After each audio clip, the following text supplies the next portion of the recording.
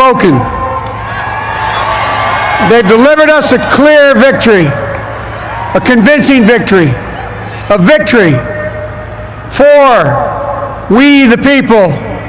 We've won with the most votes ever cast on a presidential ticket in the history of the nation. 74 million.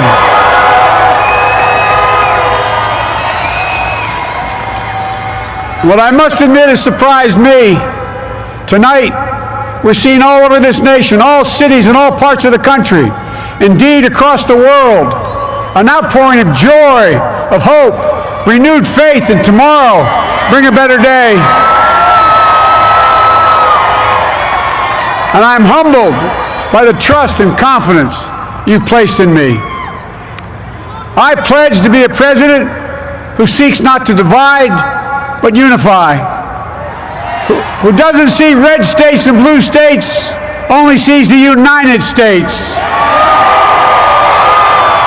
And work with all my heart, with the confidence of the whole people, to win the confidence of all of you.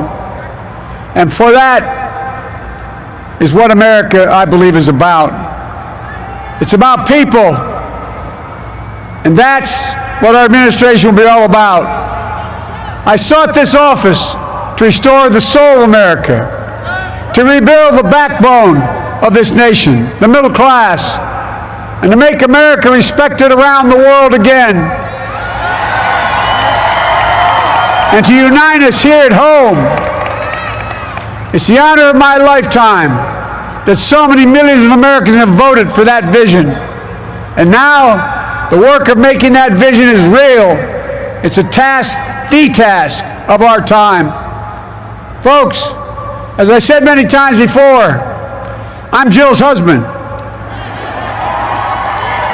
And I would not be here without her love and tireless support of Jill and my son Hunter and Ashley, my daughter, and all our grandchildren and their spouses and all our family. They're my heart. Jill's a mom, a military mom, an educator, and she has dedicated her life to education. But teaching isn't just what she does, it's who she is. For American educators, this is a great day for y'all. You're going to have one of your own in the White House. And Jill's going to make a great First Lady. I'm so proud of her.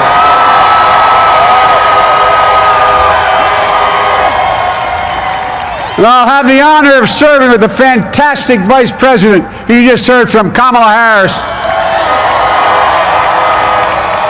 who makes history as the first woman, first black woman, the first woman from South Asian descent, the first daughter of an immigrant ever elected in this country. Don't tell me it's not possible in the United States. It's long overdue. And we're reminded tonight of those who fought so hard for so many years to make this happen. But once again, America's bent the arc of the moral universe more toward justice. Kamala, Doug, like it or not, your family, you become an honorary bride and there's no way out. For all those of you who volunteered and worked the polls in the middle of this pandemic, local elected officials, you deserve a special thanks from the entire nation.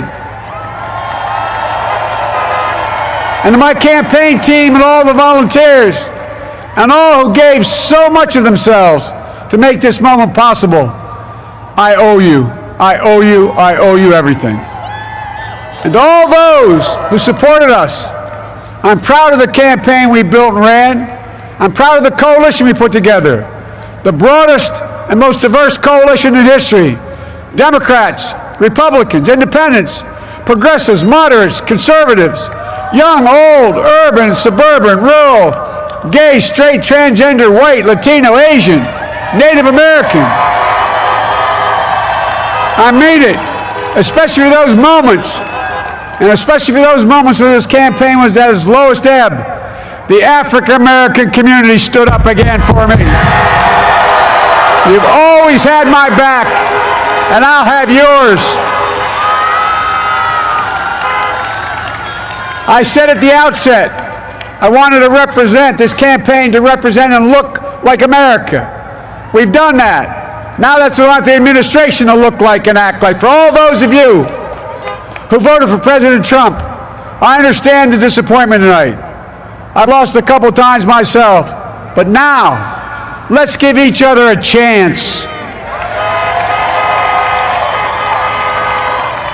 It's time to put away the harsh rhetoric, lower the temperature, see each other again, listen to each other again.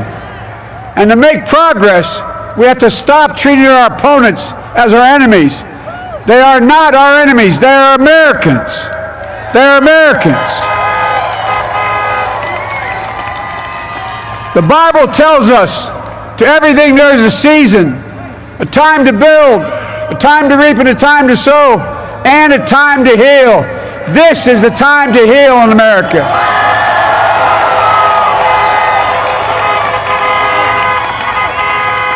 Now this campaign is over.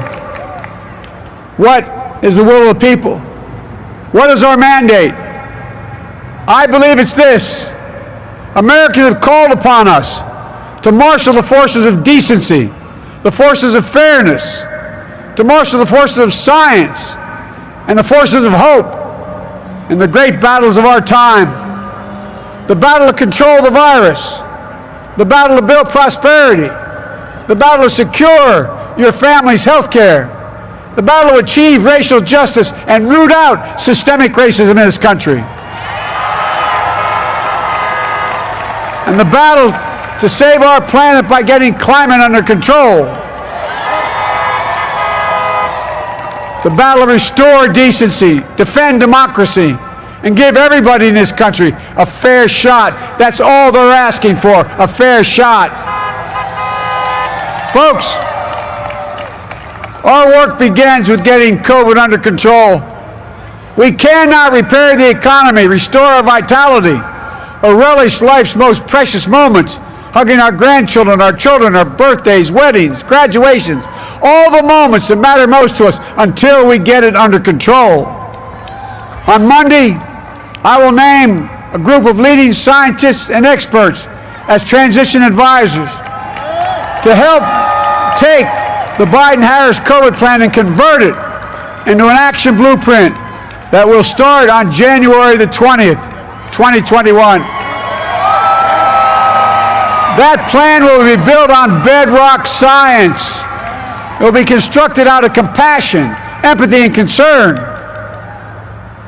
I will spare no effort, none, or any commitment to turn around this pandemic.